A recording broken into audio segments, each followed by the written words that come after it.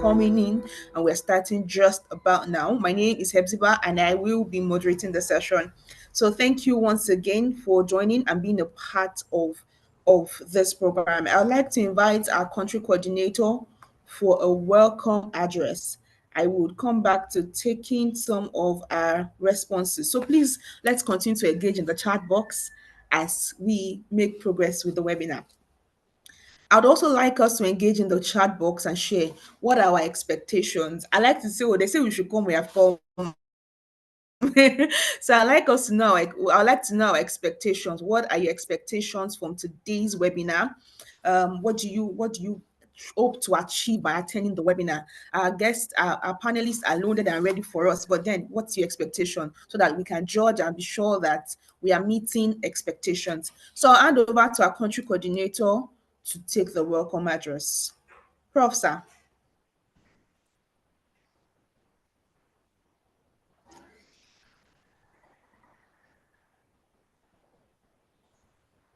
Okay, it's another webinar day, and I'm glad to be here. I thank the communication officer of DEA in a special way for her determination and dedication to her work, especially in putting together this webinar. It's really, really challenging, and it's one of the things we do to showcase KCA project and the Association of Organic Agriculture Practitioners of Nigeria. First, I recognize the presence of the Vice President of the Association of Organic Agriculture Practitioners of Nigeria. That's Dr. Tuma. I can equally see two other members of the governing board, that is Dr. Akudo and Mrs. Majalagbe. And a special thanks to Professor Igumoroti for accepting to do this. He is the acting chairperson of Steering Committee of Knowledge Center for Organic Agriculture in Africa. So I thank everybody for accepting to participate in this call. Particularly, I'm grateful to Samuel. Samuel, we have been friends before he joined the association, and he had shown great commitment to agriculture, especially organic agriculture. During his days in Inspiration FM, he dedicated his time to a program. He has invited me a couple of times. I think it is agriculture and you or something. Sam, am I correct? And he did that every week, and it was a nice thing because it showcases what is happening in agriculture, and he gave special attention to organic agriculture that time.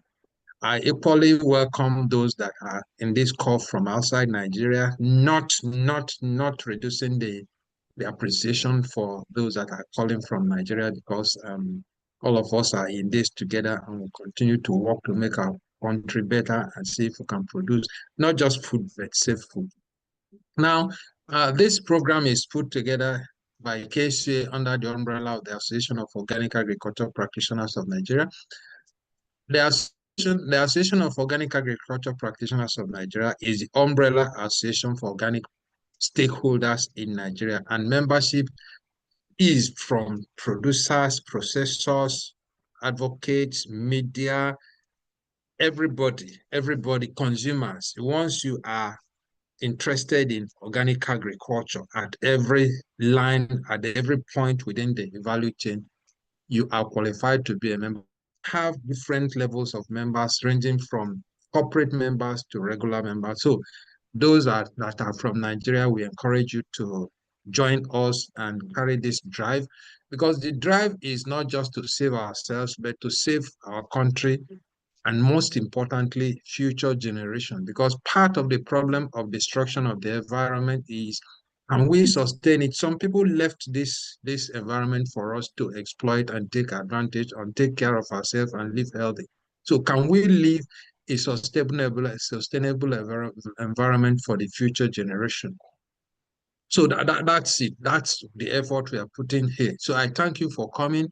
Now, what KCA does is, KCA is in full Knowledge Center for Organic Agriculture and Agroecology in Africa. It is knowledge-based from the name, and it is sponsored by by BNZ through GSZ are implemented in different regions of West Africa, and they are called hubs. So we have Southern African hub, Eastern African hub, Central African hub, Northern African hub, and West African hub. And in West African hub, we have 5 countries implementing. They include the Senegal, which is the center of the hub, Nigeria, Mali, the Gambia, and Republic of Benin.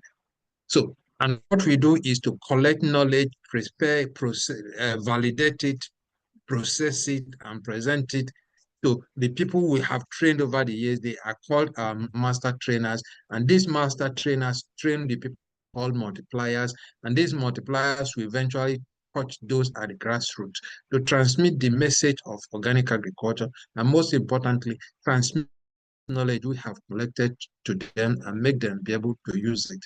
Unfortunately, KCA does not give support for materials and equipment. All we do is in training and support and support. But most importantly, we struggle to see if we can establish relationship between the value chain actors so that there will be smooth relationship between producers, marketers, processors, even consumers.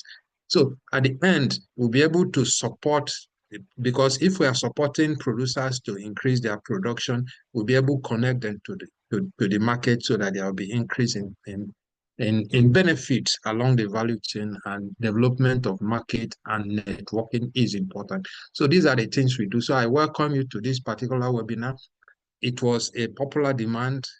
It has been difficult because there has been regular accusation that we that propagate organic agriculture emphasize more on crops, which is not completely lie, but it is not completely true because we struggle with that. So this is why we put together this particular webinar to deal with this other matter, because there are still some people that have dedicated their lives and their activities and their effort and knowledge um, towards animal and fish. Now, I must not fail to mention the role of Elijah Sadiat in the whole of this. Elijah Sadiat is a very, very knowledgeable, robust, and aggressive uh, organic agriculturalist. So I'm happy. I'm happy that we're able to bring her here. And please sit back and listen to Sam, listen to Prof, and listen to Elijah. It will be very, very fulfilling. And I promise you that you will not regret joining us in this call. Thank you very much. Enjoy your call. Welcome and good morning.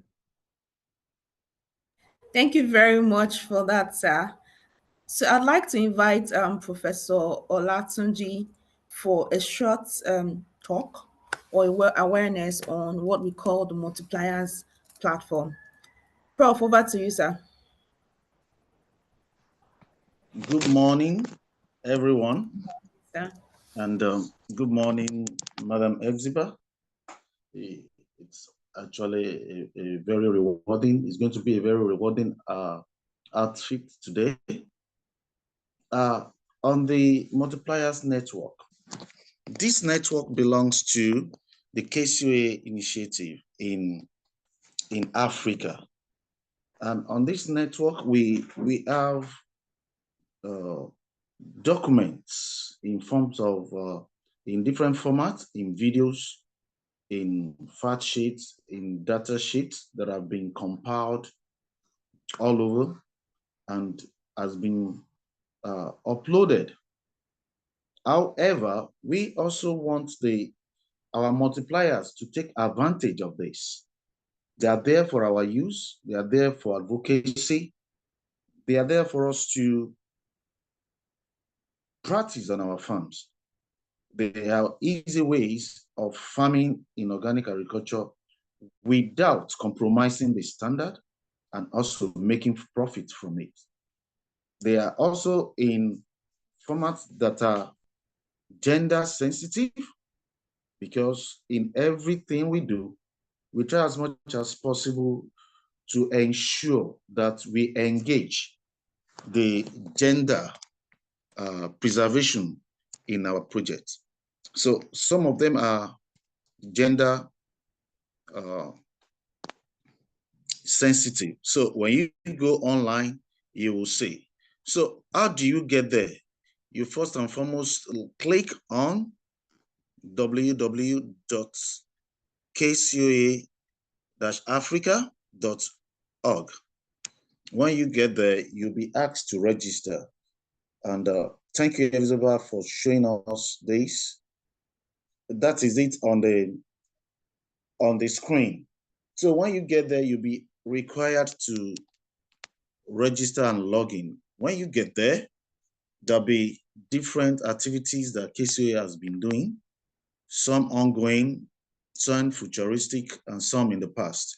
So you can go there, log in, and click on what we've been doing. You'll be able to see the extent to which the knowledge of organic agriculture in Africa has been working. Then we have also uploaded materials for our use. Please, we want this to be used. We are employing our multipliers to please take advantage of this. It is very important that these knowledges are put to practice. And we are soliciting for your cooperation. We are asking you to please make use of this because this is the essence of all our activities, to get it across everyone that are interested and to see it being practiced. For multipliers in Nigeria, we want you to visit the platform, the website, and we also want you to indicate you are from Nigeria so that we can monitor progress of visits of our people. This is exactly how it looks at the background on the screen, and we will be so happy to come back to give us the report on our progress and our involvement in the movement. Thank you very much. Once again, please visit www.kcoaafrica.org. Thank you very much. Over to you, Madam Ediba.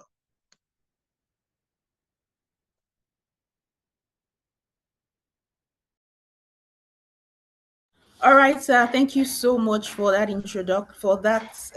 session. I would also like to add that the good thing is,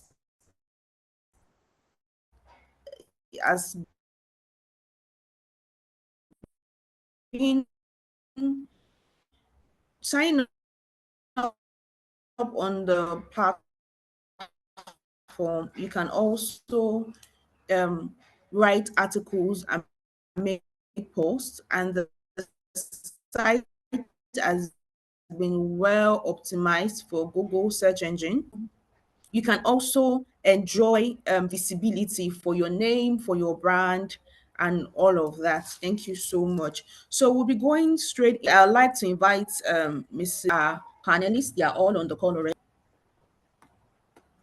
It's my earnest desire that this network is just going to cooperate on every side.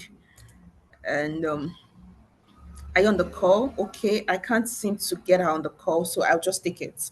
I would share a bit of my screen so that we can see it. Again, this is where I like to say that we have people of timber and caliber, like they say on the call, that are panelists. So I will just share my screen.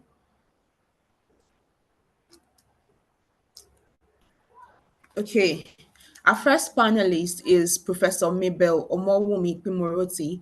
She is a fisheries scientist. Her research interest is on the management of fishery resources for sustainable production and stock maintenance through the use of integrative approach. Her studies covers biodiversity and ecological studies, contaminants and their implication on the wholeness of fish resources and their environment, gender issues, alternative to fish as feed ingredients, organic approach to food production, for which she and her collaborators got both national and international grants for. Professor Ekpimoroti is one of the pioneer members of Association of Organic Agriculture Practitioners of Nigeria, NOAN, and she's the current Osun State Chapter Chairperson and acting chairperson of the KSUA Steering Committee in Nigeria. We welcome you, Ma. It's such a delight to have you here. So we know that no other person to talk about fisheries than Professor Ekpimoroti. Mr. Thank you for Samuel, having me. thank you, Ma. Mr. Samuel Enoch Mr. Samuel Enobong Akpan is a seasoned journalist, broadcaster, and public relations strategist with over three decades of experience in the media industry. He serves as the pioneer general manager and head of station for Inspiration 105.9 FM Uyo. A graduate of mass communication from the University of Lagos and a holder of master's degree in public administration from the University of Benin, Mr. Akpan's illustrious career spans notable roles from Channels Television, Galaxy Television, and Africa Independent Television (AIT). In addition to his media accomplishments, he is a recognized ambassador for peace and an alumnus of the Enterprise Development Center of Pan-African University. Following his retirement from broadcasting, Mr. Akpan transitioned into full-time organic farming, where he owns a 3,000 capacity poultry farm in Akwa Ibom State. His farm specializes in breeding organic layers and broilers. We welcome you, Mr. Akpan, sir. Thank you. Dr. Mrs. Sahadat Shonoiki is a Commonwealth scholar and expert in sustainable agriculture with a master's degree from the Royal Agricultural University, UK. She specializes in climate resiliency, food security, and sustainable agribusiness. She's the founder of Green Skill Acquisition Center Limited, a licensed registered non-governmental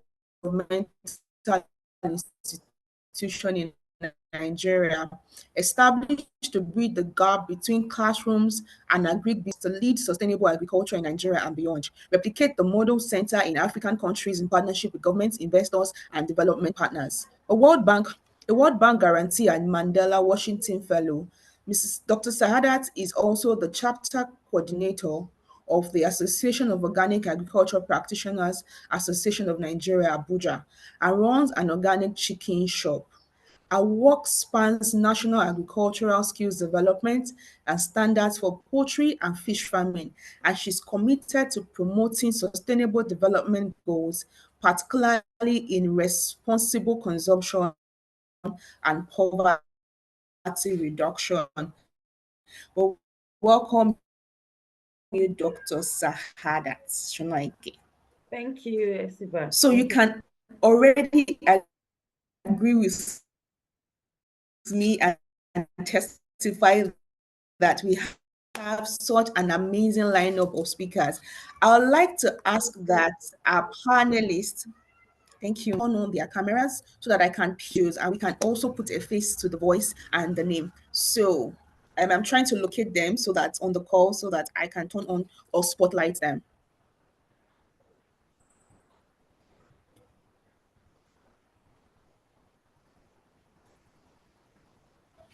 As an introduction, I would say a very big and powerful welcome to every one of us again. It's not too late to reach out to people on your WhatsApp groups, on your communities.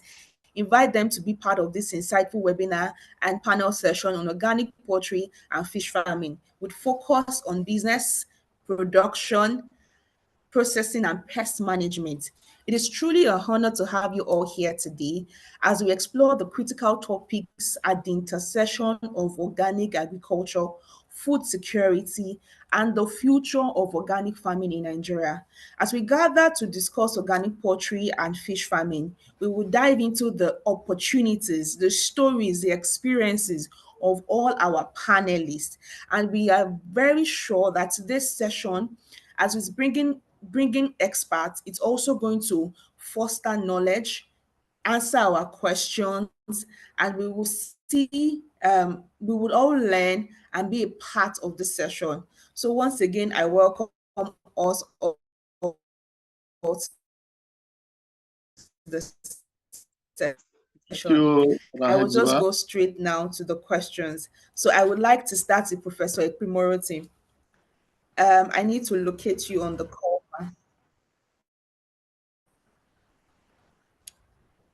Thank you, sir.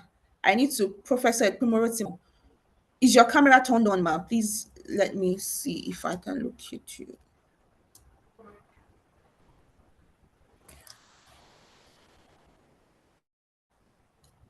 Okay, I'm Hello. just going to pin. I will pin your video.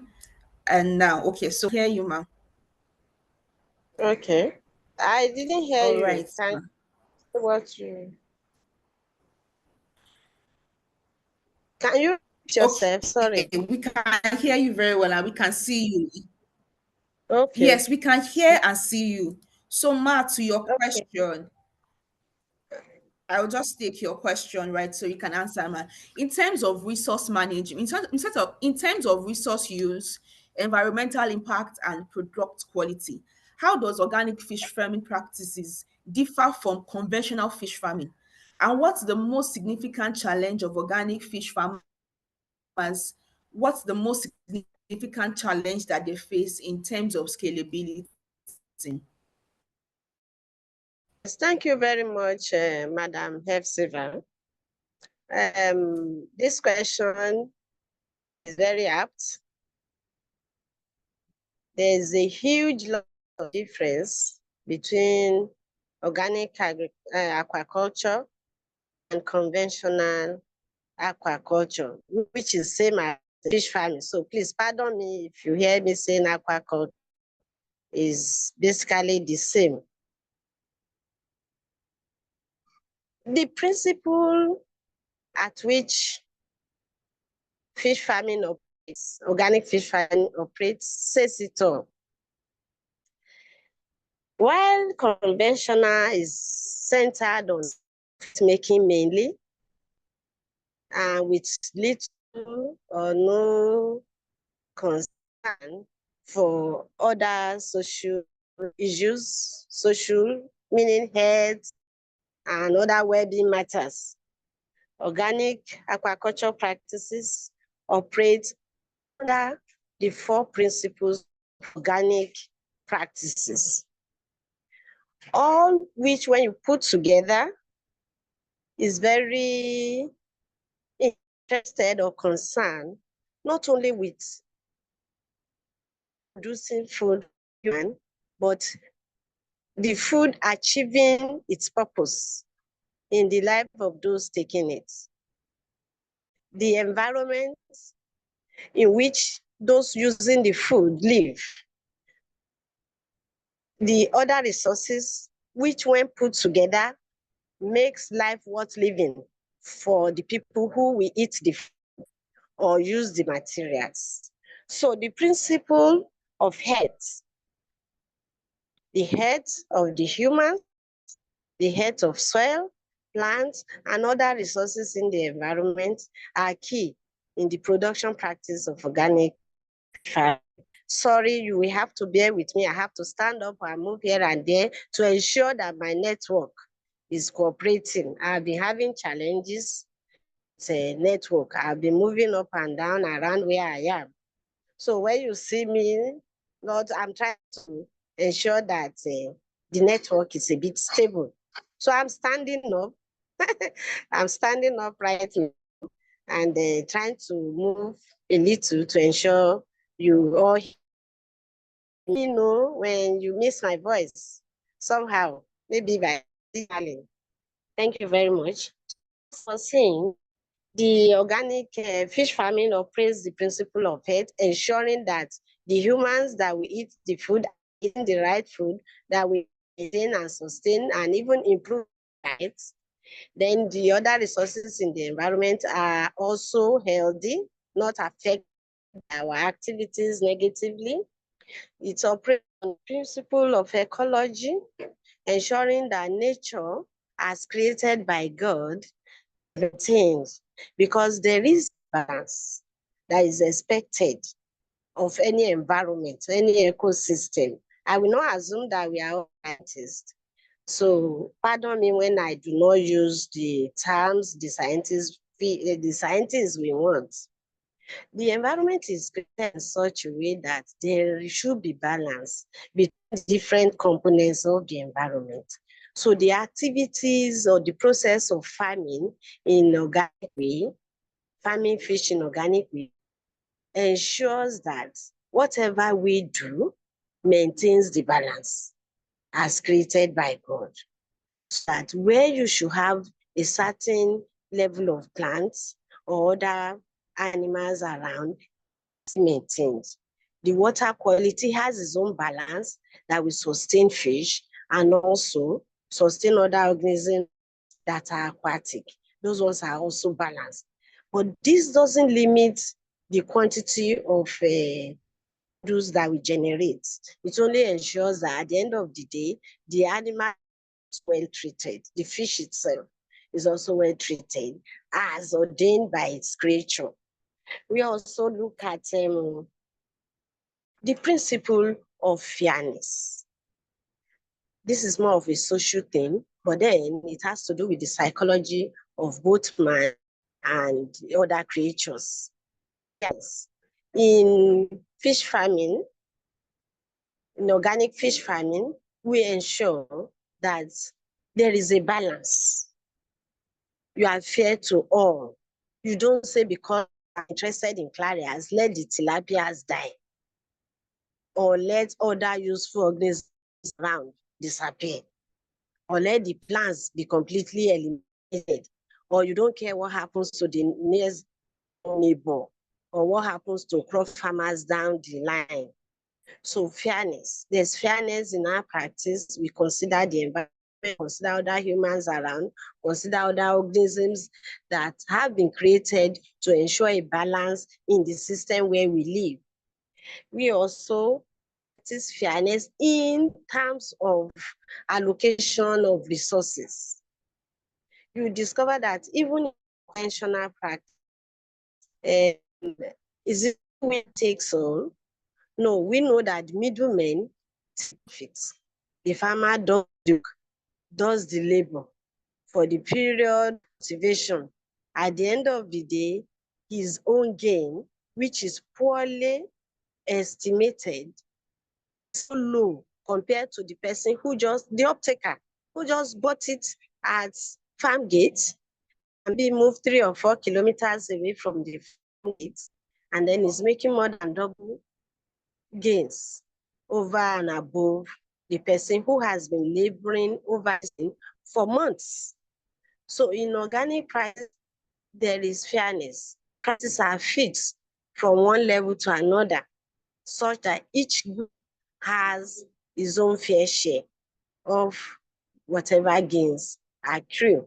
The principle of care, where we care for the environment. These things are interwoven. You care for the environment to ensure that your action is not impeding on the rights of the other person or the productivity of the other person, as well as you care for the environment. Your action should be one, or action are ones that mitigate climate change rather than making it worse. We dispose properly. We think of others in everything we do. We care for other organisms that may not be fish, but they have the right to live. And human health of animals, health of the environment, the biodiversity. One key thing in conventional practice is there is no much concern about organic farming because we know no organism lives in isolation. Organisms interact with one another, both physically and through energy. So, and this must be maintained if we want to have a healthy society, a healthy planet Earth. So, in all our practice, we care every component of the environment, both and the non-living component of the environment, because they are all important and they contribute to the well-being of it. Thank you. All right, Ma. Thank Yes, you the issue so of much. challenge. You Okay, wanted you to don't add want me? something, Ma? Yes, I'll give you about a minute, challenges. just about a minute to add, Ma. Yes, thank you. Every production system has its own challenge. I should say that organic fish farming is one of the easiest ones because the difference is not so much once we do what is right. As it is, even in conventional, is feed is a big challenge, but one is peculiar to organic fish farming is the activities of neighbors who may be one where they cannot do what they like upstreams, and whatever happens upland or upstream is coming down to the water. So it's a major challenge. Thank you.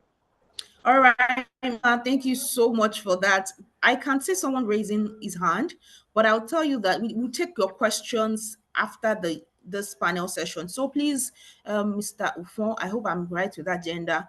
I'll come back to you at the Q&A session. So one thing that Prof said that we will pick there is fairness and care for the environment in fish farming. That's very important. So I would like to call Mr. Akpan to share with us. His story is very interesting. His story is very interesting in that he retired rather. He retired and moved into organic farming and organic poultry farming. And in my head, I'm wondering why did he do that? So we'd like to hear him share his story with us, his journey into the world of organic fish farming. Over to you, sir. All right. Thank you, Madam Exiba. I'm trying to open my camera, but it's like you have to open it from your end. Oh, Okay. okay. Let me try that now. But please go on, sir. Okay. Just like you How said. about now? How Okay. about now, sir? Okay. Great. Great. Yes, now it's Yes. on. I want to thank Professor Obi. He's been my long time friend, just like he mentioned earlier on. And he was actually the very first person that brought the word organic to my knowledge while I was presenting my radio program, which I tagged Agriculture and You. And just like you asked, why did I decide to go into organic agriculture? Long before now, I've always wondered what will I be doing at retirement.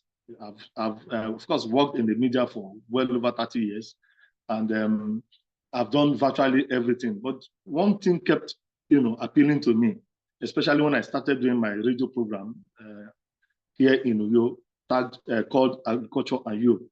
And some of the callers at a point started challenging me directly on set. They will ask me direct questions. Oga presenter, where is your farm? You talk much about agriculture on radio. Where is your farm? You want to come and say how you are also practicing. And that really challenged me a lot. And because of that, I began, I started some routine arrangement. I thought out generally, what will I be going into in agriculture? Because it's very wide field. And eventually I zeroed in on poultry. And I said, okay, what I need to do is just to learn the basic rudiments and all those stuff. Initially, I started by, hiring a pen. And I started the normal inorganic poultry now. And I got a boy working with me and all those stuff. But I discovered that along the line, I lost a lot of my birds in the process of production. And some of them will be stunted, some will die suddenly and all those stuff. So I kept losing. But because I was still working, I was augmenting the farm from my pocket, of course, from my monthly pay. But when it dawned on me that I needed to retire shortly, very soon, I started thinking otherwise. And before then, Dr. Jude had come around on the program, mentioned organic, and it's like, what is this organic all about? I got interested in it and a bit more curious. So I started reading about it before one of my very good friends also came on radio to talk more elaborate about organic poultry farming. And that caught my attention. And I said, okay. Luckily for me, during the COVID period, when we had less time working, we actually had a lockdown. He organized a kind of organic poultry training for some of us in Uyo, and I signified my interest to attend.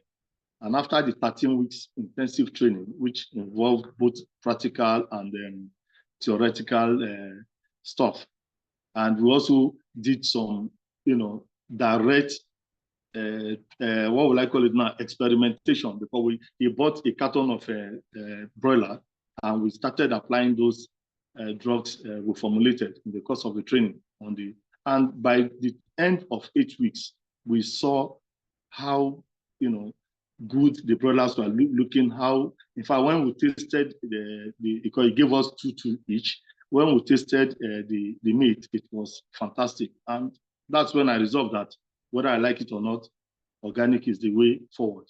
And thereafter, I stopped the inorganic arrangement I was doing and went on to, arrange for my own land, where I got 2 plots of land somewhere here in Akwa Ibom and developed a 3,000 capacity, even though I still have space. But because of money, we had to start gradually. For now, the pen can just take about 3,000 beds, while we hope that we'll expand in the nearest future. But so far, so good. I have not regretted dabbling into the organic world, because aside from the nutritional values of the meat we produce, and of course the eggs, because I eventually went into layer soup. There's an experience I want to share about eggs. Some time ago, my wife went to buy, a crate of egg, brought it home, and she boiled one for me. When I ate the egg, I asked her, where did you buy this egg? She said, one of her friends is running a poultry somewhere around town. So she bought the crate of egg from her. I said, this egg is just testing vaccine, and what have you. She said she doesn't know, but she bought it directly from the poultry. And that shows you that there's a lot of chemicals and what have you that must have been imputed into the food and the drinks of those layer birds. That's why their egg started testing like that. But thank God, when I went into the layer arrangement for my own organic farm, we never had such experience. In fact, people started booking our eggs ahead because of the fact that they said, man, your eggs are just fantastic. And we did not use any other thing except the normal crops, herbs, and vegetations as trained. So that's just my experience so far. And I must confess that I've been running the farm for over 5 years now, successfully, and I've not had any cause to regret going into organic poultry farming. Thank you. Are you there, Madam Wow, Exba? thank you so much. I'm here, sir. Okay. Thank you so much. Such an interesting story and experience, I must say. So I would like to bring Dr. Shonaiki on the call now, but I'm starting Dr. Shonaiki on the question of pest control, because I know that I think it's more of disease now. She told me that it's disease, is more of disease and not pest control. I hope I'm right though. So I know that many a times that's a major challenge for practitioners, and I know that Dr. Shunaiki runs a very big and huge poultry shop. So I'd like her to come on the call now. I'm trying to get you again. Please, if we have questions, please put it in the chat box. In the meantime, please put your questions in the chat box. Also, I put a Google form link there so that we can fill the attendance for us to get the recordings, and we can be notified of other meetings and trainings that we have. So I would want to bring up Dr. Sahadat now, Dr. Shunaiki. I keep mixing up that name. So I'd like you to share briefly with us, Ma, on pests or disease infestation and the natural alternatives that are effective for disease control and how farmers can ensure that their poultry farm is both affordable and scalable. Okay. Thank you, Esiba. How is everything? Yeah. Very fine, Ma. It made me to remember a time in the airport that one Chinese man was dragging the name with us when they call us Shonoki, Shonoki. I said, is it your name? So it's Shonoki. It's my husband name. So um I would have loved to share a slide with you on I would this. enable you to do that, Ma, so you Okay, can share. okay. So before then, so um how did I come into chicken poultry business, organic poultry business? I'm a registered animal scientist and an impact researcher. I love to see how we can bring research to the real life uh, as an applied in our real life situation. So I've been in animal feed manufacturing for like 15 years. And a time will come that, okay, what are you do? What do you love? Then I started my research on, that was like 10 years ago, on the use of natural antibiotics. I went into my institute journal in Nigeria Institute of Animal Scientists journals. I also did some internship at Kenya Institute of Organic Farming.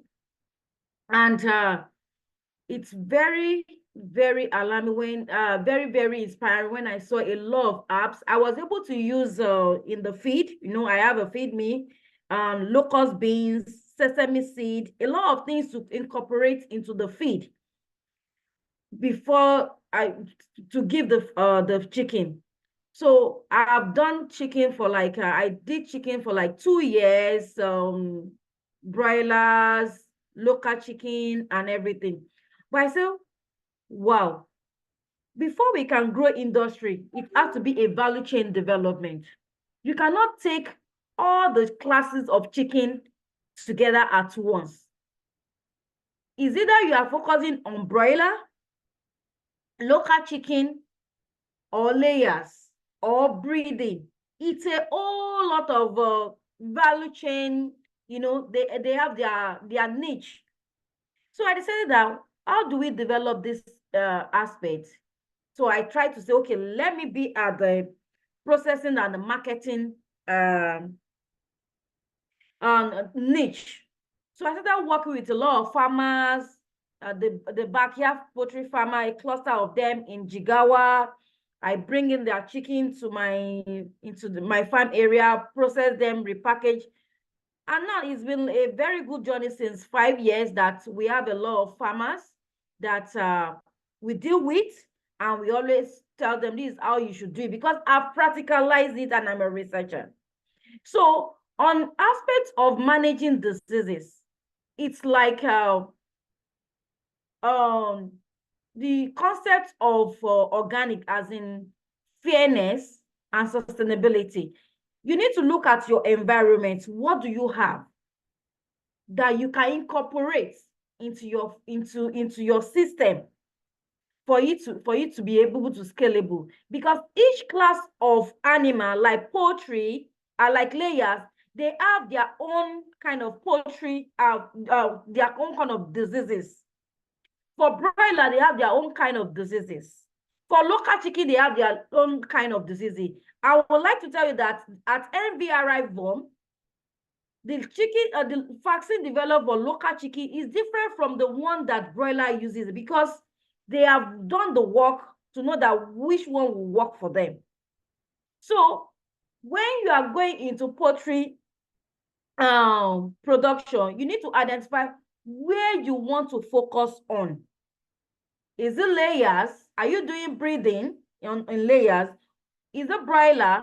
Are you going to brooding stage, then sell it to other farmers so that you know how to treat them. So we encourage prevention every time. That's the first thing. Biosecurity on how you deal with your chicken, the personnel, the environment, and then you can now come to other inputs. So the inputs now is that where you talk about the herbs. There are a lot of herbs. There are a lot of spices. But which one do you want to use? Which ones are proven to be to go into? We have, I've used ginger, garlic, and moringa, even charcoal. So this is where researcher needs to come in, because farmers use what is available, but do we really have a standardized they call it ethno-vet medicine to use for this particular disease? It's still like a gamble kind of thing. Farmer will use this one can work, this one can, but that's still a lot of gap for researchers to work on. So, but I know that pepper, turmeric, garlic is a lot. You can go online and search. I cannot come here and say do a lot of things. So let me just share that screen before I end this discussion here. It's a lot. I cannot discuss everything here today. So this so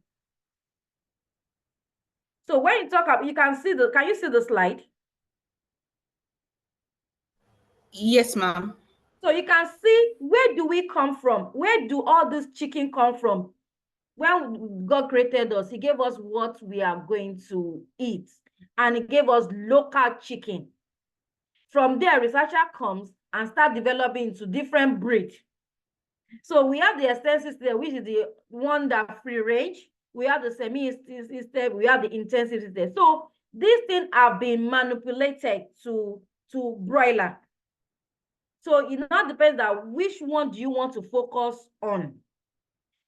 And I will also tell you that the present poultry crisis in the country now, it is our own handiwork. In terms of that, we neglected to develop our local chicken breed, to continue to commercialize them, to have the gene bank. We have different kind of local chicken breed. We have the one that is in the south, in the north, in the so do we even have gene bank to see how we preserve this gene bank? My supplier yesterday, since 1 week again, it's been difficult to get local chicken, because now pressure is not on local chicken because the broiler are so expensive. So we need to take care of all this kind of our local chicken, so that we don't lose out. Now people are going back to local chicken, and I've been telling people we need to develop, we need to commercialize our local chicken. So poultry is very, very big, and it's a very huge industry with a lot of opportunity. So I will stop here for now. Thank you. All right, Ma, thank you. Can you please stop sharing? Yeah, I will do that. All right, thank you, ma'am. So that was really interesting, I would say. I'd like to read one or two comments before we go on. Someone had said that they stopped eating eggs in the house because of chemicals. I think it's Miss Dorothy. The reason I don't eat eggs anymore is because they are simply filled with chemicals. There's so much work to be done, really. There's so much work, and that's the reason why we are having such webinars like this. Okay, I'd like to take one other comment before we. Okay, we have some questions here for Prof, but I would come back to taking it. Again, it's a good time to still invite people to join the call. We still have about an hour to go. So I'll take another round of questions, but this time around, I will start with Mr. Akpan. And again, if you notice, we have a diverse panel so that we can all pick something from each of them. So, Mr. Samuel, Yeah. during the processing stage, so much in terms of organic, there's so much argument for poultry farmers, to maintain the integrity of their products.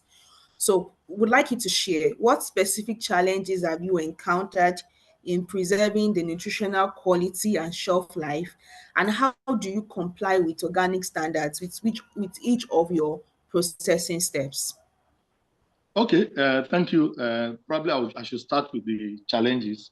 First, when you are raising your stock, your products, there are a lot of challenges. Doctor has just mentioned some of them. The issue of biosecurity, the issue of provision of heat for your products, for your beds, the DO chick specifications, which ones are better or which ones are not better. Then, of course, we talk about the formulation of the feed we also use. Many people have said before now that the products might not be tagged 100% organic because we, of course, buy some of the feeds from the sellers, but we also take time to look at the formulation of those feeds. You understand? We also take time to look at the formulation of those feeds based on what is written on the labels before we go for them. And of course, we talk about other issues like the issue of quality of the fruits you use to make your medications. Some of those fruits are actually not grown organically. That's some of the major challenges you have. How do you get fruits that are organically produced to use for your own medications? Because most of these medications, like you talk about the ginger, the garlic, you talk about the pepper and all those stuff. How do you get those particular fruits or crops that are produced organically? That's a major challenge to us because most times you go to the market, you don't even know which one is organic and which one is not organic. And you know that we depend on these fruits to do most of our medications. I want to talk about heat, for instance. In those days, when we started, we used to use charcoal pots or things like infrared lights to generate heat in our pens. But eventually, we were taught that you can use your organic medication to stop the chickens from feeling cold. What do? We came up with what we call tattoo, T-A-T-U. It's called tattoo. Tattoo is simply comprising tatache pepper. You know the tatache, the big red pepper that they sell in the market. No, not chumbo. It's called tatache, the big ones. Those very big giant pepper. We call it tatache. Then you talk about turmeric. You measure, there is a particular size of measurement we use. The grams of tatache you are going to be using, the grams of turmeric you are going to be using, and cayenne pepper. That is the red pepper that is already grinded. The grams are going to be using to combine in coming up with the tattoo formula. And of course, you use just 30 ml into 1 liter of their water. By the time you give them this, especially when it's raining or at night when they are cold, you just see them spring up. Once they take that water mixed with tattoo formulation, spring up, jumping here and there, down here, and you begin to wonder, they don't need heat again. That has already generated a little heat within them, which makes them not suffer from the cold that you are suffering from. When you see your chicks crouched together in a corner, you know that, of course, they are cold. And in those days, we just introduced a charcoal pot to introduce heat into the pen. But now we don't need those charcoal pots again. Thank God for an organic medication that handles that. Then you talk about other, what are the specific challenges? Okay, I've talked about some of the challenges. I've talked about the issue of feed formulation. We buy most of these feeds from the commercial producers. Of course, most of them will tell you they have followed what was written on the tag, but we discover at times that some of those ingredients that were supposed to be put at a particular degree are not added, probably to cut costs or to cut corners. But then thank God for the organic medications we produce locally in the farm, which augments for the deficiencies in the feed of the chickens. You understand? So those are the major challenges. Then coming to how do you ensure compliance with organic standards through such processing steps? Of course, when we do our medications, it's like I've automatically turned to a pharmacist. Let me put it that way. I ensure that all the basic standards are met. The place we are going to be formulating our drugs are kept clean, and of course, well netted to prevent flies and all those other little insects to gain entrance into the pen and all those stuff. So we take our time to follow those due processes as I have been taught, and the resultant effect is that at the end of the day, what we produce, when you see your birds in about 6 weeks, hitting 3 kg, I mean 3 kilograms, you begin to wonder. In those days, we used to hear about boosters and all those stuff people use in boosting their birds, which of course are mostly chemicalized. But we use organic boosters, for instance. If I want to boost my birds, I don't need to go to any vaccine or use any vaccine or whatever. I just use what we call simple mango bark. Mango, you know, the mango tree, for instance.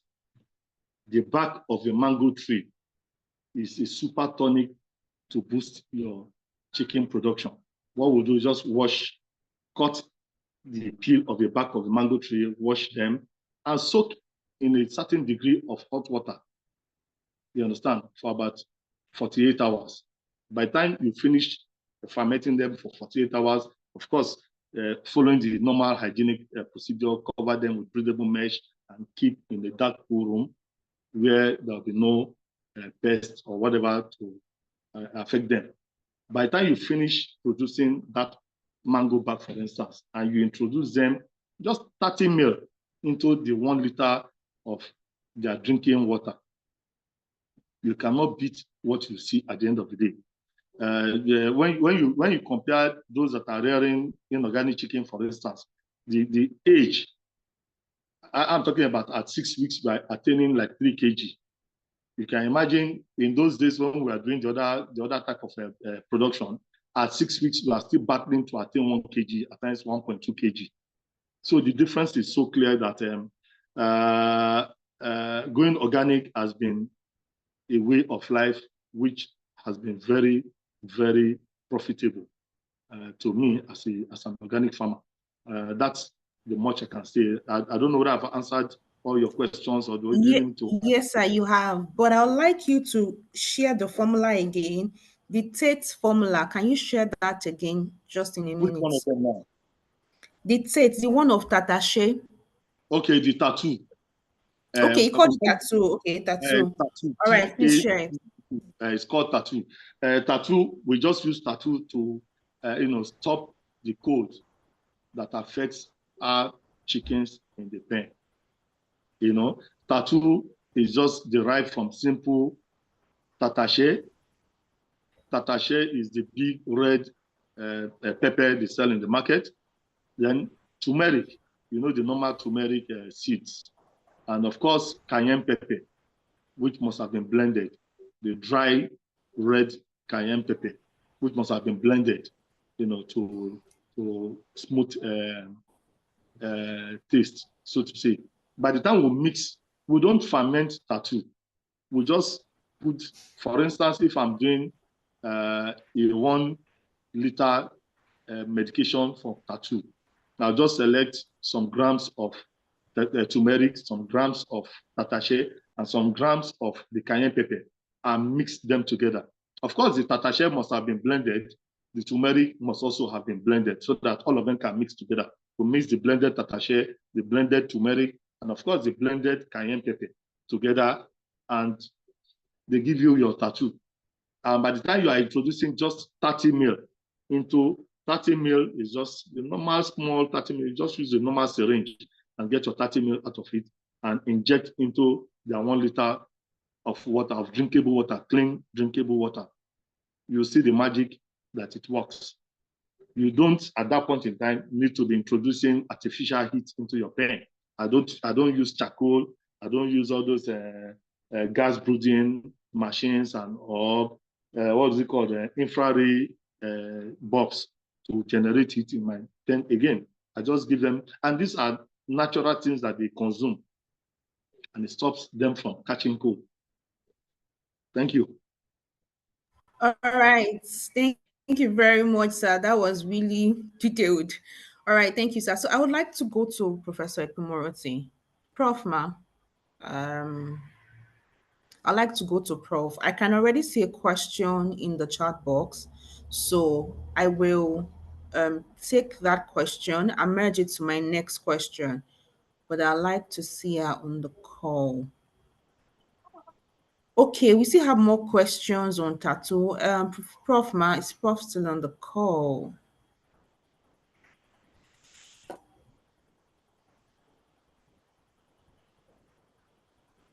I can't see. Prof, are you on the call? Please unmute yourself and say something. Let me look at you. Okay, I Hello. can see you now, ma'am. Okay, ma. I can see you now. So this question is going to be a lot, but I know that you'd be able to do justice to it. Now, I'd like you to talk about achieving and maintaining organic certification in for fishes, for fish in fishery, especially because certification in aquaculture can be very complex. So I'd like you to walk us through the crucial steps fish farmers need to follow from breeding to processing and ensuring that their fish products are consistently certified organic for both local and international markets. And I'd also like you to address a question. I feel that that question goes well at this stage. There's a question that was dropped on the sustainability of organic aquaculture. Is it sustainable for farmers? I know that that question is a lot, but just for us to weave it into it, is it sustainable? And what are the challenges, especially putting the organic standards into consideration, challenges with sourcing for the feed as well? We can't hear you, ma. Okay, now Okay, we can can. you? We can hear you now, ma. Good. Thank you Yes, ma, very we can now. much. That question covers a 5-year course in the university, but we will summarize it. But let me say that, like I mentioned earlier, that organic fish farming, it's not cumbersome, and it's not significantly more tasking than conventional. No, not in any way. The only problem we have currently, and it's the same for all livestock, including poultry and fish, is getting feed ingredients that are organic. Because if you want to actually practice organic in the real sense of it, the feed must be organic. So when you talk of certification is standards that are developed by groups or individuals to be followed. In this case, to produce items that they will consider organic enough for their circle. So in Nigeria, what we do in one is to establish the PGS system because of our level. Like I mentioned, number one thing in organic production is getting the materials to produce feed. The materials should be organic. So I will be talking to Nigerian farmers.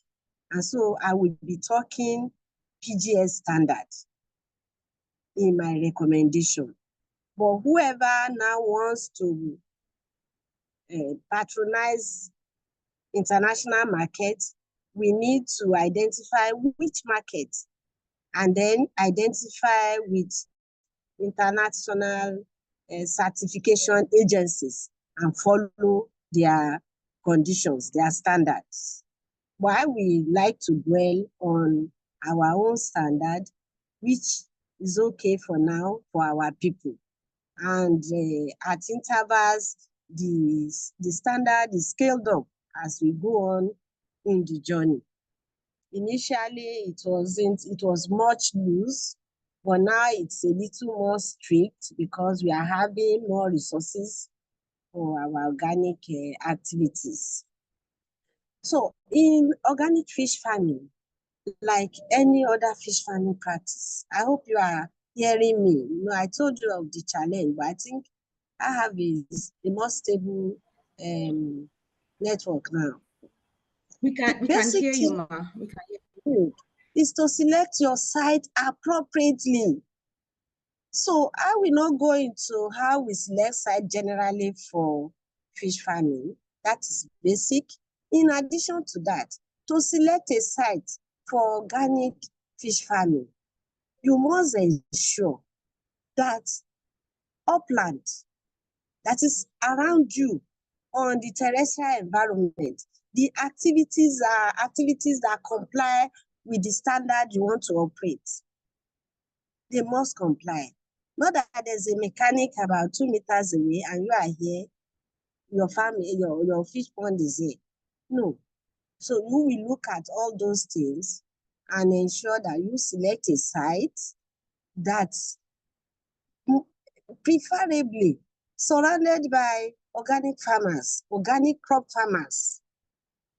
So I always recommend that it is best that you have your organic crop farm and have your fish farm inside that farm, or your neighbors are practicing organic crop farming. So that will give you your 40 meters, which is the general buffer zone for organic practice based on the PGS that we are using, 40 meters, away from activities that are not compliant with organic practice. So if you have selected a good site, ensure that the pond itself is upstream, not downstream. Even under convention, we don't like to have ponds downstream. We like to have them upstream. Not that somebody is up there washing clothes in the water and then is swimming down to your pond. No. So it's best you have it upstream. Put your dam or your barrier upstream. That is choosing site. I know somebody is wondering, I'm talking as if it's a eating pond. Yes, that's the best facility for fish farming, for organic fish farming. The best facility is the eating pond because you know that organic production is production that is close to the natural. It's close to the natural. So it is the eating pond that is closest to the natural environment where the fish lives. And if you look at the principles, health, care, fairness, ecology, they are all related with what did nature provide? How did God create it? So it's the closest, but that's not to say we can use cages suspended in natural water or water. Actually, when you use cage, it should be a flowing water. Otherwise, you create problem for the environment. So you'll be going against the principle of organic. Then it could be an old concrete because an old concrete is more or less going natural. It will allow the growth of natural food materials. So like I said, it should be upstream. And the facility to be used could be cages, eating pond, old concrete. Can use an old concrete because it will generate natural food organism. It is good that the fish has access to food organism. We also have to note that naturally, species of fish don't live in isolation. They live with other species. So there's what we call trophic levels, where you have the herbivores being more in number, followed by the carnivores, different levels of carnivores we have in fishes. We have different levels, and the number graduates like that, it graduates downward, up. So that should be maintained. So in organic practice, we don't practice monoculture. We practice polyculture, where you put the carnivores and the herbivores together. Usually, the standard is ratio 1:3. That's 25% carnivore. Okay, you can also have them as omnivore, in which case you may make it 1:3, which is 33%. So please, let's take note of that. Then the water quality, the essence of locating it upstream and avoiding areas of pollution is that your water may be clean and be habitable for the fish. So water quality is very essential that we maintain it in good form for the fish species to survive in. So we have gadgets that we use to measure the quality of water. They are acceptable because you take the sample and you mix your chemical to see if the levels are appropriate or inappropriate, and then you take necessary steps. Like I said, that is easy to practice organic fish farming because once you do the right thing, you don't need to apply chemical to solve problems. The problems we have is because we exhaust the land and we want the land to continue to yield even when we have taken all it has. And so we start adding things to it. But in fish farming, if you maintain normal stocking density and you also feed appropriately, not that you want to force it to become adult at a young age. Those are the challenges we have with convention.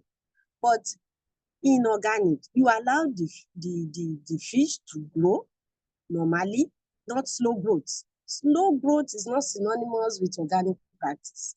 Give it what it will feed to grow normally as created by God, as ordained by the nature it has. At 6 months, you'll be harvesting your 1 kg, which is okay. So the time is short and we shouldn't deviate too much. So I have talked about facility and location and maintenance of water quality. Whatever we do will result in the good maintenance of water quality if we follow due process. For instance, in stocking the fish, you don't overstock. For organic, I will recommend between 10 and 15 fingerlings per cubic meter. And that's somebody asked if I have data. My pond is 11 by 12. So that's about 132 square meter. And I stock 1,500. So it gives me about 11 point something fingerling per square meter. But in practice, a lot to say. You know, we have to do sorting regularly. So at every point in time, I don't allow the number to exceed that. So that gives enough room for the fish to swim around, look for its own natural food, which will also increase its own immunity. So stocking, what do we stock in organic farming? These are the things the certifiers will check. What do you store? Your seed must be from organic source. But if you do not have access to organically produce fingerlings, it is recommended that you can buy 8 weeks old fingerlings from conventional farm and raise in an organic way. That is, you bought it when it's 8 weeks, you start feeding it with organic food, you maintain organic practices, then it grows.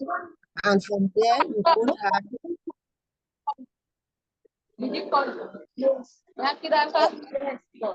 Okay.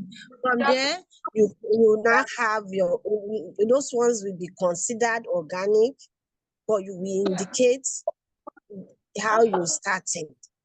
But if your your seed can also be purely organic if the parents are organic and they produce seeds that grow to use.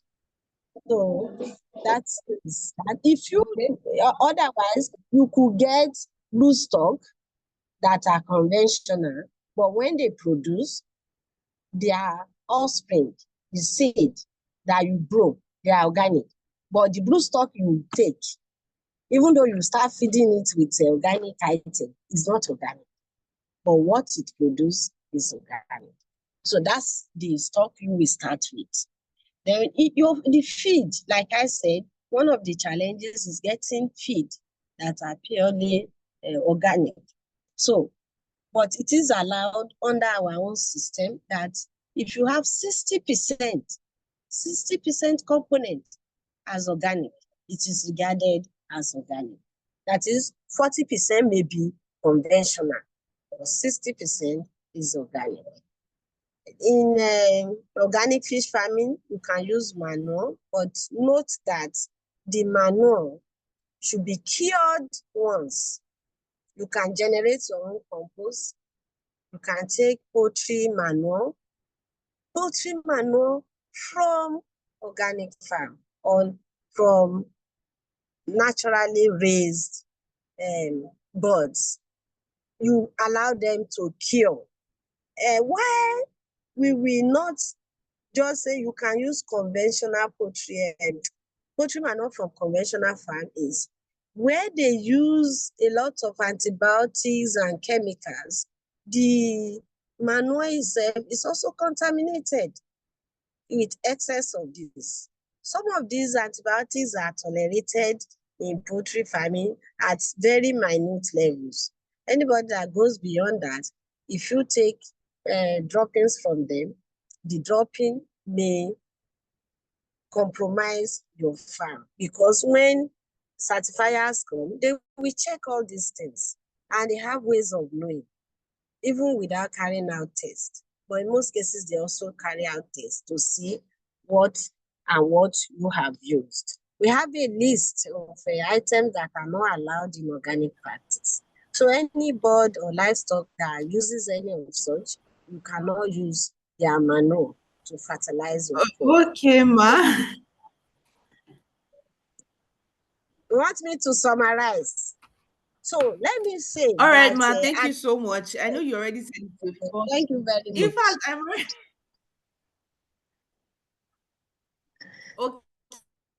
Okay, thank you, ma. So, I know it's like a 4-year course that you just compressed to about 10 minutes. That's fine. I think at this point we just say that we would just whet appetite of our uh, attendees, our,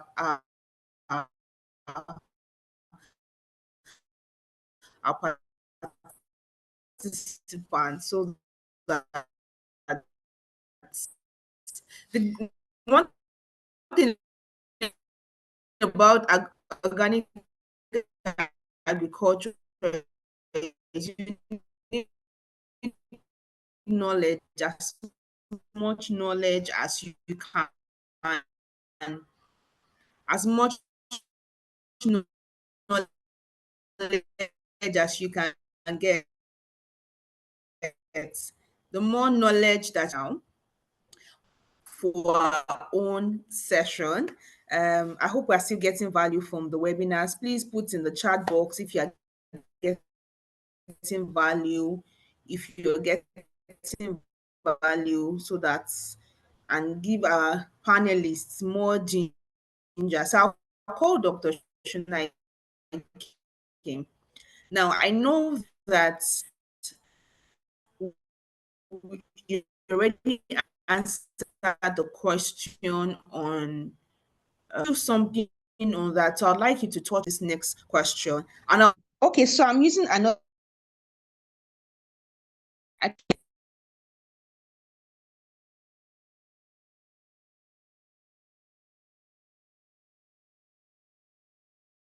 Me here now. So I'd like to invite. Please confirm that you can hear me.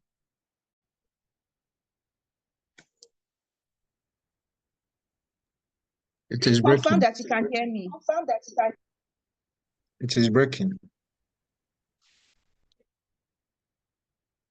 What about now? I can hear you clearly. Better.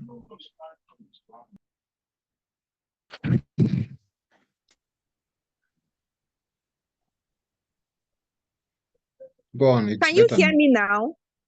Yes. Okay, all right. Thank you, sir. So I'd like to invite Dr. Shunaike.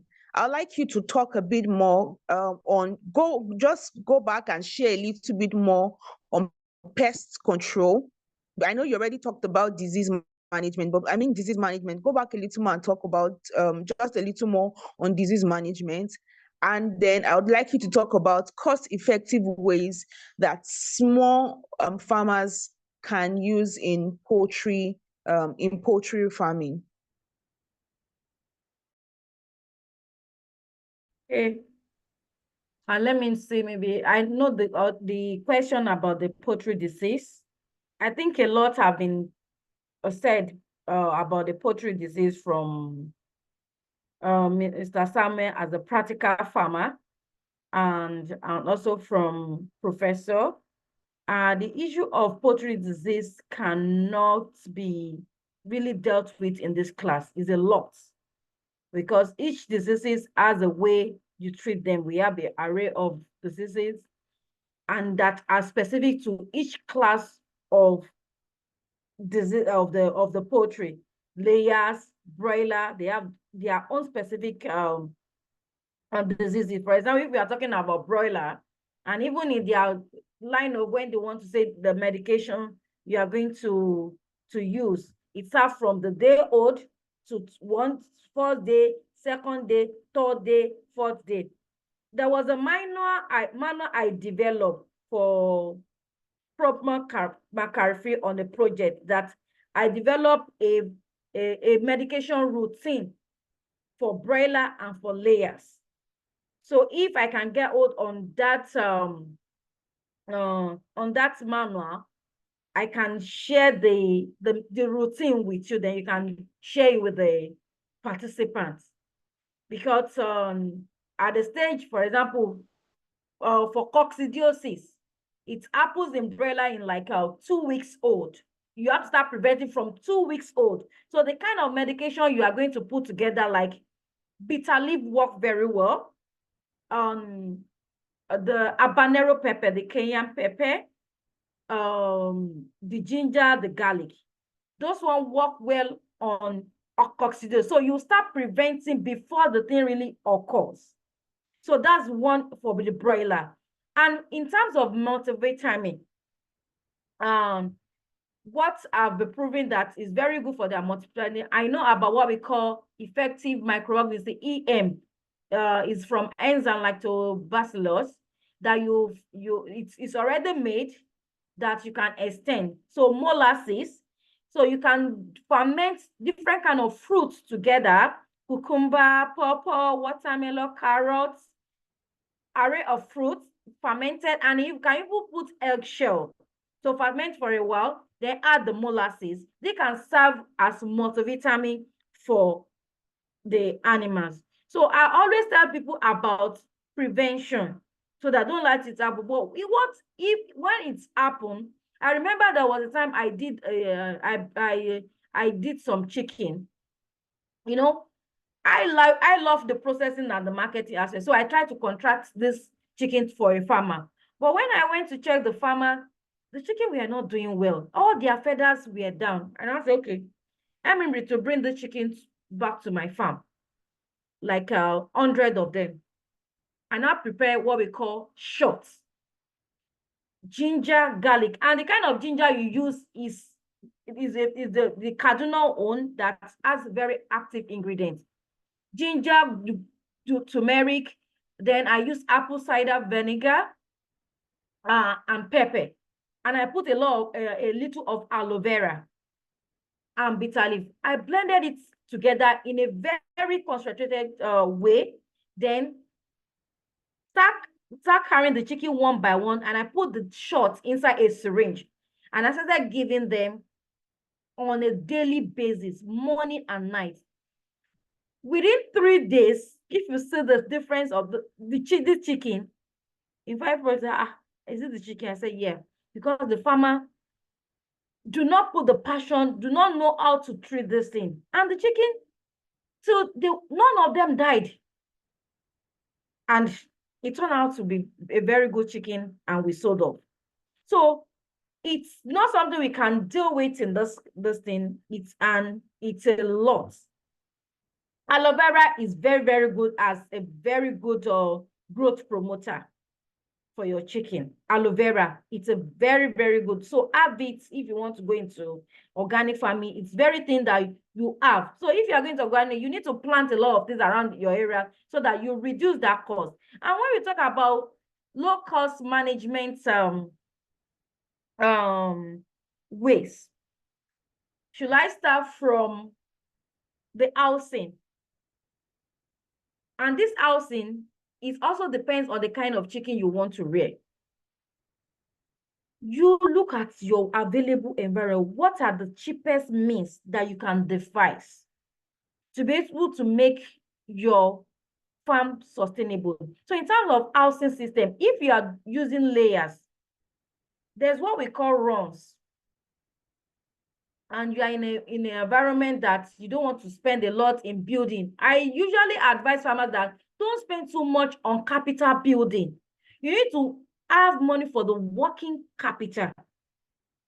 A sustainable housing system should have the required lighting, the way you situate the farm, in the east-west direction, the kind of feeding system, drinkers you use.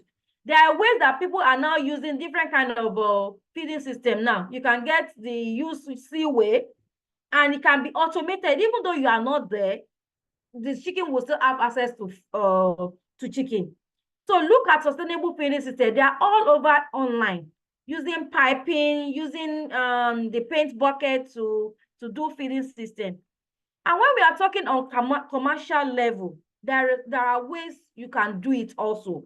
So it's a very thing that we cannot talk here. So you can go online, sustainable feeding feeder system, drinking system, to reduce your cost. Then on the personnel that also work for you is very, very important. Don't just take anybody and just put it on your farm. These are the things, the problem of agriculture today. You need to get competent, skilled workers. And let me tell you a way that you can also reduce your cost. You don't need to have a personnel that have to be in your farm 24 hours. No. We also have to adopt the Oyibo style. What time of the day do you need this farmer? Pay as you go. I know that some of my farmers in Abuja, they have an arrangement with some people that, okay, come to this time within this time, and this is the amount I'm going to pay you. They can go on their own. Chicken don't eat throughout 24 hours. You don't need to be there. So they reduce their cost, the time of hour, they engage the workers, the skilled workers. So those are types of low-cost management strategy you can incorporate into your farming. And also, I will also advise our farmers that want to go into farming. Market is key. Before you go into the business, where is your market? Because poultry can't wait for you. And you need to know, where do you want to belong? And the question you also asked on processing, on how you process chicken. If you are a farmer that you want to deal with the production to the market stage, what is your processing, how do you want to process your chicken? And there are ways we can also adopt that I will encourage farmers that have at cooperative level. We can have cooperative small cottage farm that we can be able to adhere to quality compliance. There are small processing equipment now that the feeder that can do the devedering, and people can come there as pay as you use and go. So we need to work at corporate level to have a small processing center. I know we don't have that really in Abuja. And the way I tell my farmer is that I train them on how they process. You know, when they bring chicken to me, sometimes they make mistakes. I say, no, you don't process like this. There are techniques in process so that you maintain quality meat. When I tell my farmers that, don't worry, I'm going to get, anytime you are processing, let me know. I will have to buy a lot of ice blocks. I spend as much as for 100 chicken, I buy as much as 15,000 worth of ice blocks. Because as soon as they start slaughtering, any water that will touch that chicken, it has to be very, really chilled that they have to wear gloves. So when they finish processing, till it goes into my blast freezer. So I don't waste that. So the first few lives of the chicken is very, very important. So the process, these are low-cost management system at a small level. And in some other places, we have mobile processing concepts that whenever when a farmer wants to slaughter chicken, say, oh, I'm processing today, can you bring your mobile processing vehicle? They process and they go. So low cost, know your markets, know the niche. Are you going to guinea fowl? Are you going to layers? Are you going to brooding? It will determine how you are going to set up your system. So that's the little thing I will say today. So also a kind of encouragement for people that are on this call. October 1st, I'm going to organize a free local chicken training for people that want to go on a commercial level to chicken. So I will share it with FCBAC to share with you all. Thank you. All right, Ma. Thank you, Ma. Please still stay on the call because the next question is for you. So I would like you to still stay. Again, please let's fill the Google form link so that we can get all the resources, the replay, and also information on Dr. Shonoike's training that is upcoming. So, Matt, I like that you touched on marketing. I'd like you to dwell a bit more on that because most people say, oh, I've done it, there's no market, especially because the demand for organic livestock is growing globally. What key strategies should organic poultry farmers adopt to tap into this premium market, both locally and internationally? Okay, thank you. I will start from your international, what you mentioned. We can't go international with our present scenario. First, we don't have organic certified feed. When I did my MSc, it was on sustainable organic poultry value chain in Nigeria. How do we facilitate it? So one of the things that is still having issue is our organic certified feed. And I approached some of my colleagues that like Abrid is a colleague in animal science as an animal scientist. That can you help us produce organic certified? Say whenever you are ready, but it gets to the stage that we started talking. So okay, where can I find the organic maize in the large quantity I want? Where can I find the soya? Where can I find all those things? So these are issues. There's limit to what a farmer can produce on the farm. These are the issues that we are having. A farmer wants to produce feed, a farmer wants to process, a farmer wants to market, we want to do everything. Tell you I've gone that route. It's not sustainable. You need to know where you focus. So these are issues. So organic certified feed is an issue that we need to deal with. You need to have cluster of growers that can work with feed millers and the farmers that already want to buy the chicken. So these people can now produce to our request. That's how we can get started. Work with the existing feed miller, and we have existing growers, organic growers, so that once we start that one and fulfill our local need we cannot say we want to start talking about export. So if we fulfill that stage, then we cannot talk okay, organic certified meat. And that is where we can now say we want to start exporting. So there are demand for organic certified feed, organic certified meat. But if you don't get that one right, we cannot move forward. Then on the issue of marketing, I will take myself as an example. I've started processing, I saw a need in a local chicken. I started working with farmers. I did a project. I developed a branded local chicken. I have a NAFDAC certified approved for local chicken production, so I can enter markets and I supply market. So I have like up to, in terms of broiler, I have like close to like 20 farmers that I'll take from. Do you know what the joy for me and the farmers? They don't know to bother about markets, because I've removed myself from the production. And from the last 5 years, I've been growing and I've been developing different strategies on processing and marketing. Why they get better on their production aspects? They say practice make perfect. So this is my advice for anybody that wants to go into poultry farming. Look for a niche. If it's marketing you want to go, if it's the processing you want to go, if it's production you want to, work with a farmer, or get a farmer that you are going to be buying from consistently, that the farmer can plan around your request. With this, we can grow a robust organic poultry industry. If we have more of organic poultry farmers, the people that want to start producing organic medication, their mind will be at rest. Oh, I have a market for it. So it's a value chain we have to develop. If it's getting, yesterday, I started with yellow yolk. I want to go into organic eggs, pack marketing and supply. So I started with a supermarket in Abuja. So I developed my branding. My eggs is also NAFDAC approved.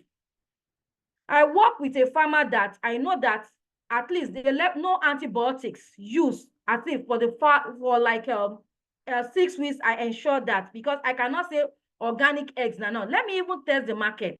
I started like 1 year ago. Now the supermarket are begging me that the consumer, they want it more, because I said I'm not supplying again because you don't pay me at the right time.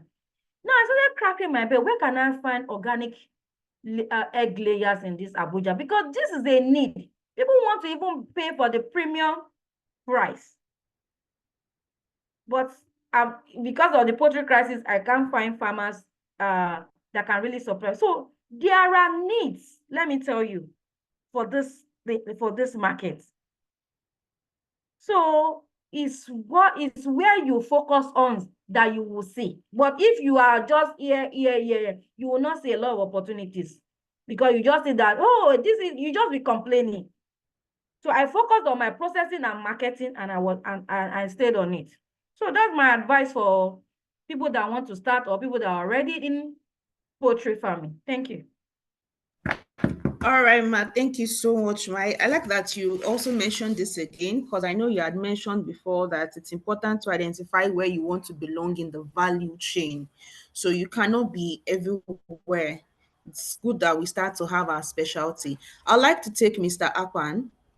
So, sir, this question is for you. I know we have some questions in the chat box, and this is actually the final round.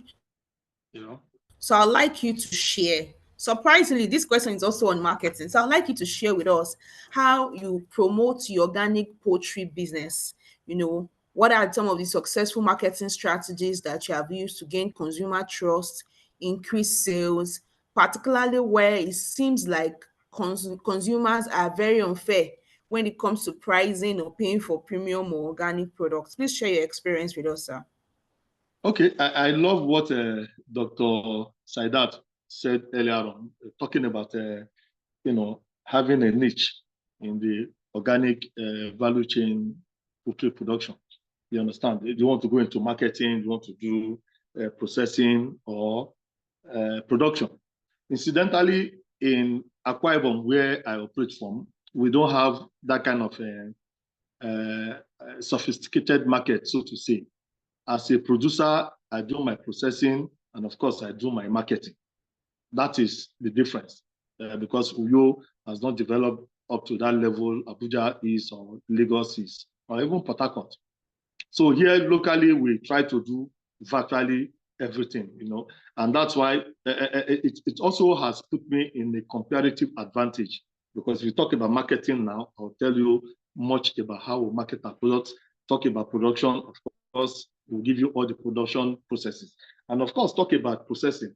We actually process our chickens once they reach maturity, process, and of course, we supply. Incidentally, we have some major clients locally, very major good hotels, big hotels that patronize us. But before they started patronizing, I want to talk about the issue of marketing them now. When I went talking about organic, most of them say, okay, we have had you, but where's the location of your farm? And they opted to come visiting the farm, to come and see if indeed you are telling them the truth about how you run your organic poultry. So some of them actually came visiting, and they saw that, oh, indeed this bull, and especially when we are doing processing for our drugs, for instance, they come in and say, oh, really, these guys are serious about these things. And they discover that we are not using any form of chemicals to grow the birds. Now, talking about marketing, I want to recall a major experience. How do I break into the market, for instance? We used to have our alumni association. I went to University of Lagos. So, of course, we attend our alumni meeting of UNILAG graduates once in a month or once in every 2 months. And they give you opportunity to talk about your product or service in such meetings. So one day it fell on me to talk about then I was still in active broadcast service. I did not talk about radio broadcasting. I did not talk about television broadcasting. I opted to talk about organic poultry farm. And the thing caught their attention.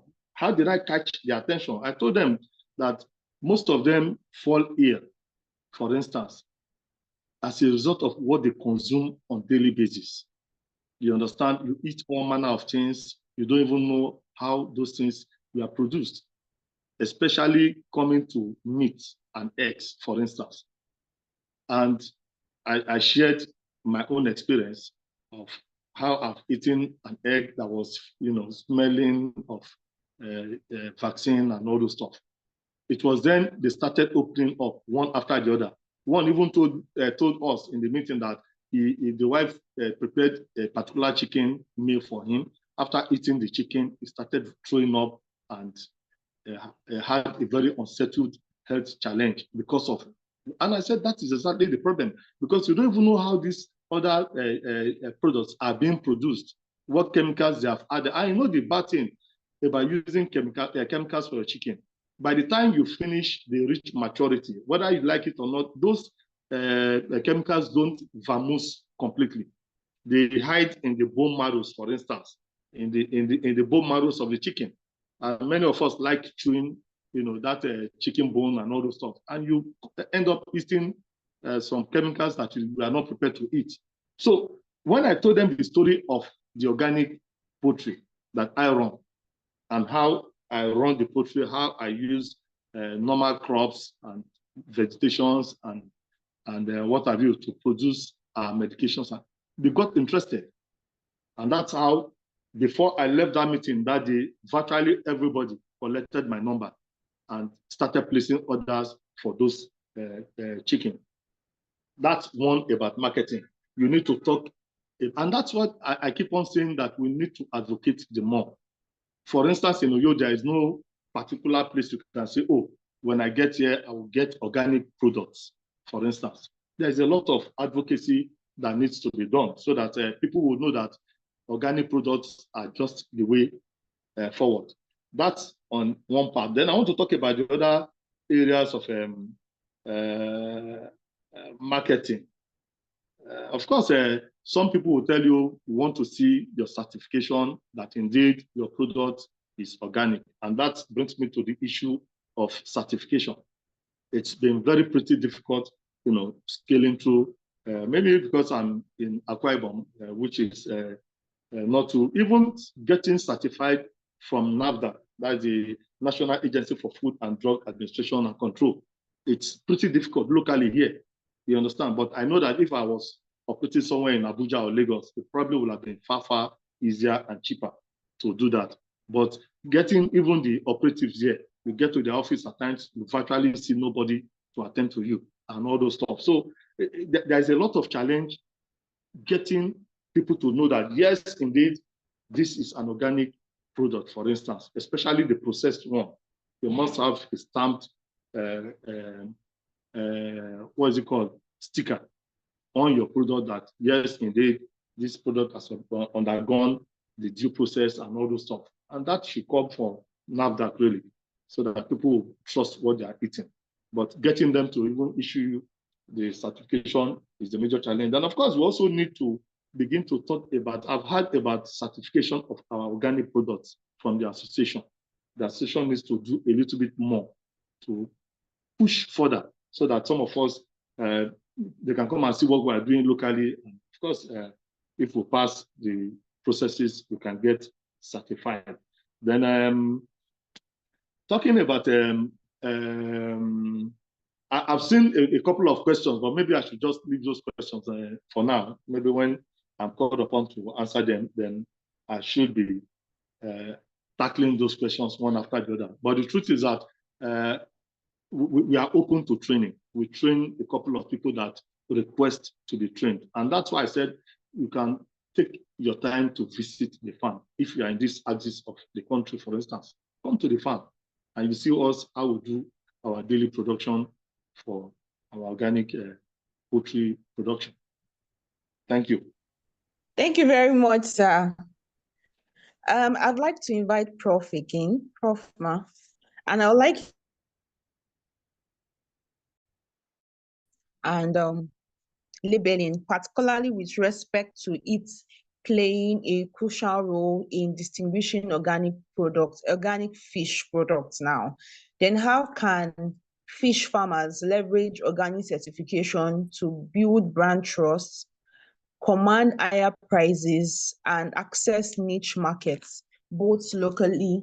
Let's stick with locally now, locally.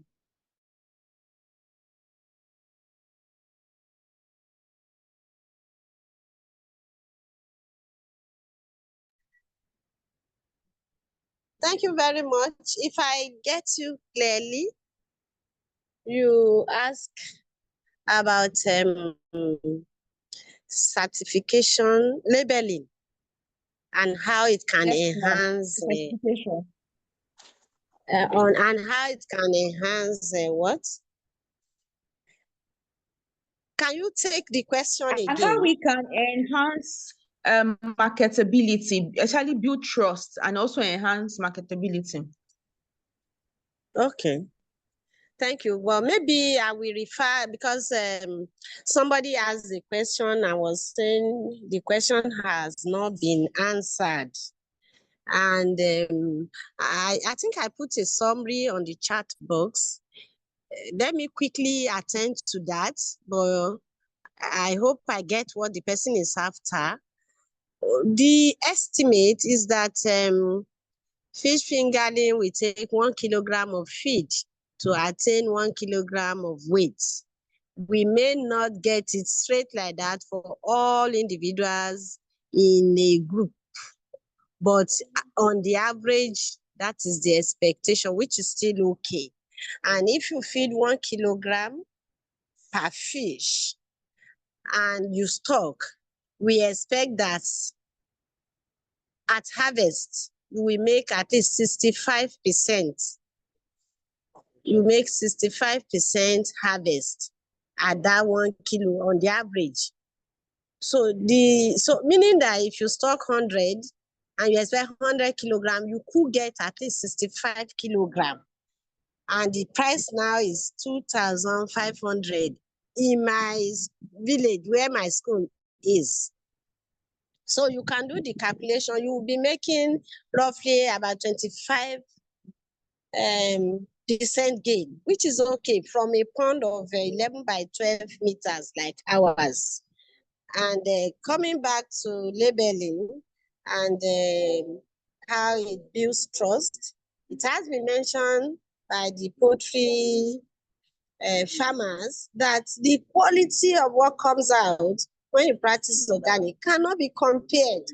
And I can attest to what they are saying because I know I once bought poultry product and I couldn't eat it. And I guess what happens is that they speed up the growth or they just call them for slaughter at early stage and the product is not too good. It's the same thing we experience, especially with this high cost of production. People want to quickly sell their products out and they want to have something that people will appreciate by just visual assessment. And that is a big challenge that we are facing. Is all over. So labeling is very important. And that is one of the reasons we are shouting, we don't want GMO, everybody is shouting.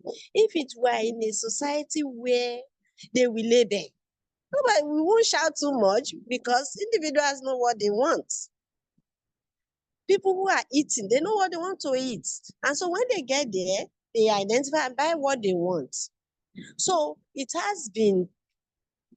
is a very key thing that when you produce organically, your products must be labeled.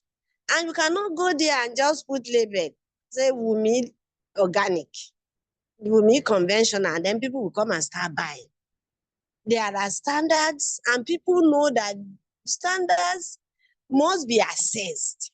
That is certification. Some people must have assessed you and confirm that yes, you truly have practiced organic based on so standard. You can't get up and create your own standard by yourself. You can't create and say, this is my standard. So when people among your friends, okay, friends know you and they know this is what you practice, they buy based on that. But when you want to access a wider market, a whole community market, you need more than your personal standard.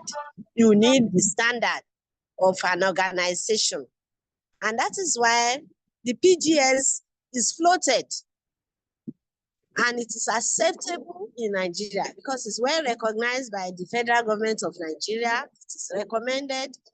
So if you patronize PGS and you have PGS certification, your product will be labeled as organic based on PGS standard of NOAN.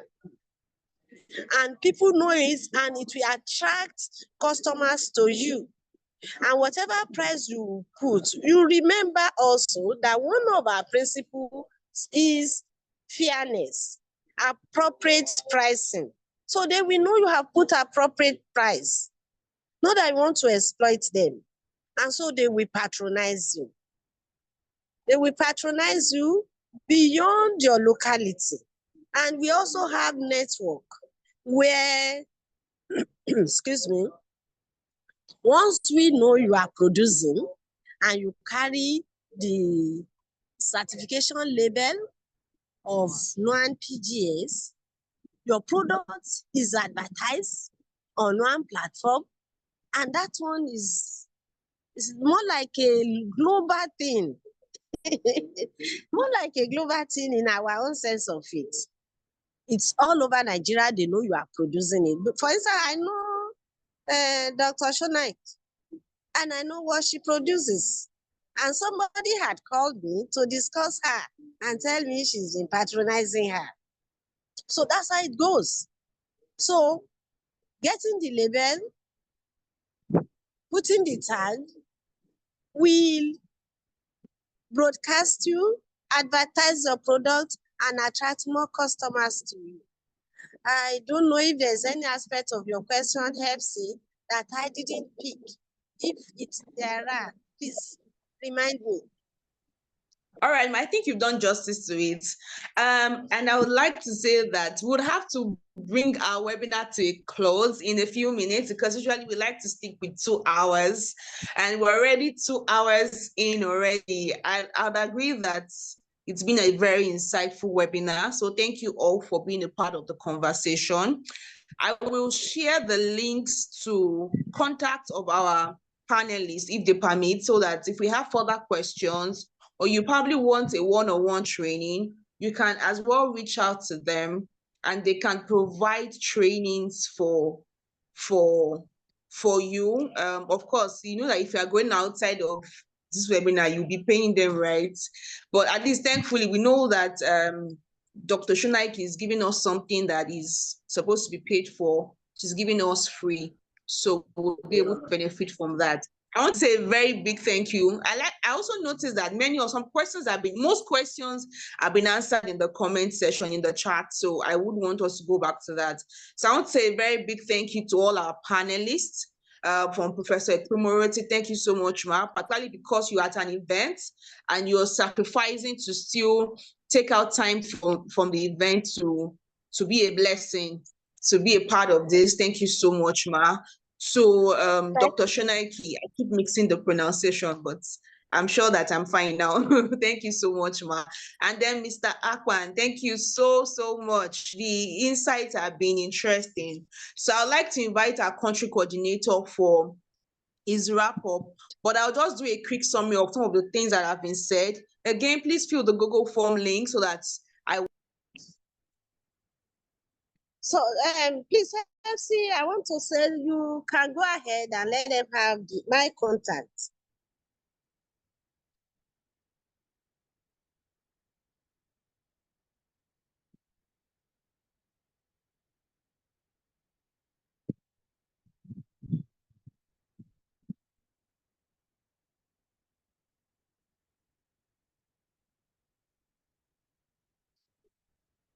Yeah, I don't know what happened to Hepzibah's connection, but Said have raised his hands for a long time. Said, if you are still there, take 30 seconds and say whatever you needed to say before we close. Thank you. All right, thank you very much, sir, for the opportunity. Now, the talk about certification is actually very important for market access. The association has done quite a lot in that area. So I would implore, interested person to visit the website. I've shared it on the platform where you can get more information on the procedures, the information that is required to, to get to that point where your produce is certified. I just wanted to quickly drop that in. Thank you, sir. Thank you very much. I want to put our Vice President on the spot. If she's still on the call, she should say hi to the participants. Dr. Atoma, please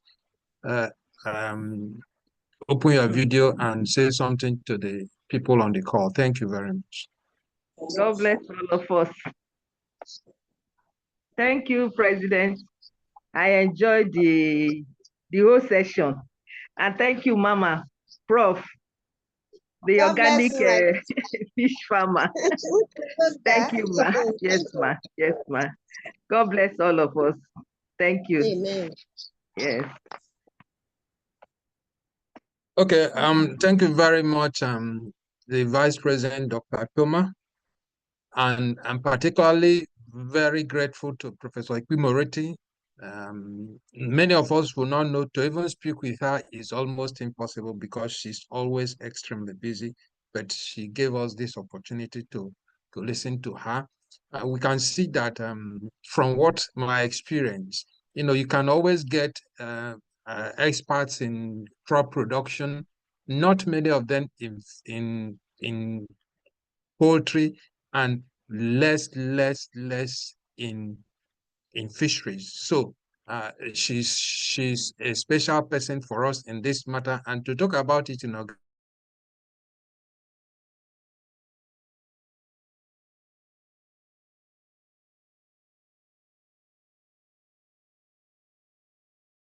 Shonoike have taken organic for people to beat her standard, that she's doing several things. Honestly, if you come to see her display, you know that, when we say that there's no money, there's no business, it is because we have not been creative about it. She is very, very creative about marketing. And it is beautiful when you have express good expertise in production.